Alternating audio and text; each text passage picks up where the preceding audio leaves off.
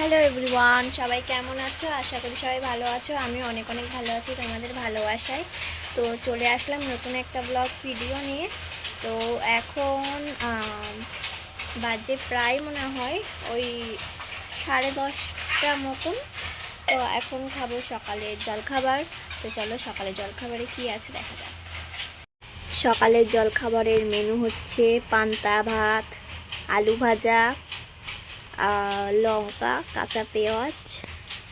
এটাও কি আলু ভাজা? তো গাইজ দেখো, আমার এখন পুজো কমপ্লিট।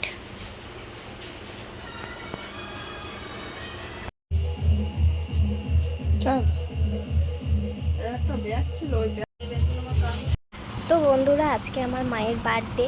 তো আমার মনে ছিল না, যাই হোক আমার মনে ছিল না আজকে বার্থডে। তো আজকে রাত ঠিক 8:30টার সময় তখন আমি জানতে পারলাম যে আজকে আমার মায়ের বার্থডে। তো তখন আমি মাকে বললাম, তোমার কি আজকে বার্থডে? মা বলছে, কই আজকে না। তো আমি বলছি, হ্যাঁ তোমার বার্থডে। তো বলছে, হ্যাঁ হ্যাঁ আজকে বার্থডে। তো তখন কী করবো? আর তো আজকে আমার মামিরাও বাড়ি নেই আর আমার ভাইও নেই। এবার 8:30টার সময় তখন আমি পারতাম না যে ওই আমাদের এখানে কেকের দোকানটা না অনেকটা দূরে, মানে মিওমোর অনেকটা দূর, প্রায় স্টেশন এখান থেকে অনেকটা। তো সেই সময় আমার একার পক্ষে সম্ভব ছিল না যে আমি মিওমোড়ে যাব।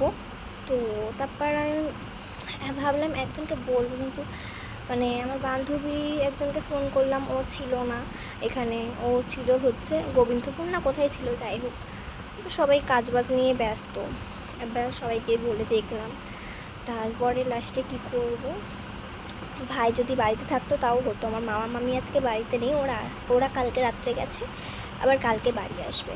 তো কি করব, মা অনেকদিন ধরেই বলছিল যে হচ্ছে একটা টেবিলের দরকার, গ্যাস রাখবো, মানে দাঁড়িয়ে রান্না করবো, একটা টেবিলের দরকার। তো বললাম একটা টেবিলে গিফট করে দিই। তো তারপর বললাম চলো, একটা জিনিস আছে। তো দিয়ে নিয়ে গেলাম, আর ভিডিও করতে পারিনি। তো গিফট পেয়ে কেমন লাগলো? খুব ভালো লেগেছে। হ্যাঁ, খুব ভালো লেগেছে। বলো কি বল?